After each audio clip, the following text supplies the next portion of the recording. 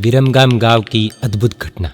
बहुत ही भावुक श्रावकों ने गुरु भगवंतों से आग्रहपूर्वक विनंती की कि पधारो पधारो गुरुदेव, आप पधारे हम धन्य हो गए, धन्य भाग्य हमारा, हमारे आंगन में सोने का सूरज उगा। गुरुदेव, पूरा भोजन तैयार है और आप पधारे हैं। ये मिठाई घर पर बनाई गई है, आपको इसे ग्रहण करना ही होगा, वहरिए और लाभ दीजिए। वो महात्मा पिछले 33 वर्षों से अट्ठम के पारणे अट्ठम तप कर रहे थे। अट्ठम के पारणे अट्ठम यानी कि 3 दिन उपवास, फिर चौथे दिन कुछ ग्रहण करना और फिर से 3 दिन उपवास। उन्हें कुछ भी बहरना नहीं था, इसलिए वे मना कर रहे थे। लेकिन श्रावकों ने बहुत विनंती की। इस घर में एक नल की मरम्मत करने के लिए कुछ ही समय पहले एक गरीब भाई आया था। उसने छत से ये पूरा दृश्य देखा और वो आश्चर्यचकित हो गया। मुझे कोई एक सूखी रोटी भी देने को तैयार नहीं, और इन साधुओं को सभी फोर्स करके मिठाइयाँ खिलाने को उत्सुक है। वारे वाह, तो मैं भी साधु बन जाता हूँ। ऐसा सोचकर वो भाई जल्दी से नीचे उतरा और ये तपस्वी मुनि भगवंत के साथ चलने लगा। उपाश्रय पहुंचकर ये गरीब भाई ने साधु बनने की अपनी इच्छा व्यक्त की। साधु भगवंत ने योग्यता देखकर वो भाई को सही समझ दी और दीक्षा भी दी। संप्रति महाराजा के पूर्व भव में जब वे भिखारी थे तब उन्होंने भी इसी तरह दीक्षा ली थी, और उस भिखारी को महान आचार्य भगवंत आर्य सुहस्ती सूर्य जी ने दीक्षा दी भी थी, क्योंकि फ्यूचर ब्राइट लग रहा था।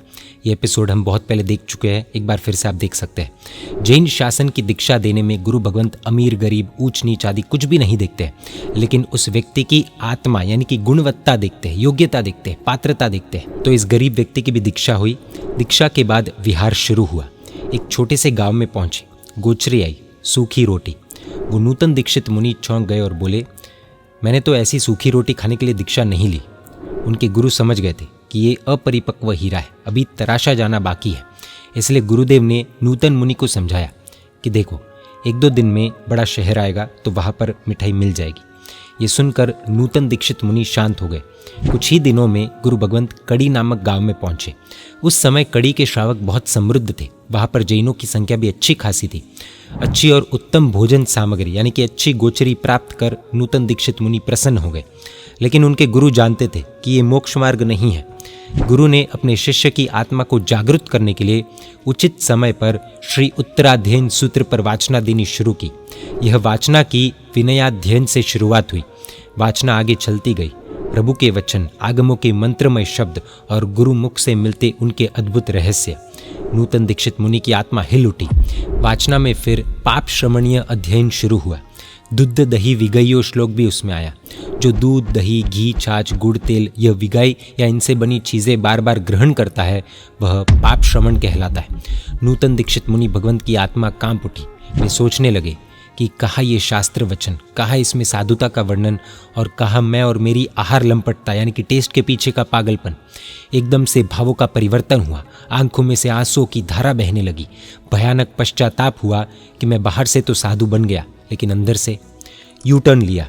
उसी दिन उन नूतन दीक्षित मुनि भगवंत ने आजीवन यानी कि जीवन भर के लिए 6 विगयों का त्याग कर दिया। बाहर से बने साधु में अंदर से साधु का जन्म हुआ। कितनी अद्भुत घटना। महात्मा की गोचरी चर्या ने एक व्यक्ति को कहाँ से कहाँ ला दिया ना। कहाँ नल ठीक करने वाला गरीब व्यक्ति और कहाँ महान साधु भगवंत जिन्होंने 6 विगयों का आजीवन जीवन भर के लिए त्याग कर दिया। कौन ऐसा कहते हैं कि आज सच्चे साधु साध्वी जी भगवंत नहीं है? आज भी जिन शासन जीवंत है, लाइव है। इसलिए तो महात्माओं की गोचरी चर्या को भी देखकर मन में कहना चाहिए, धन धन मुनिवरा।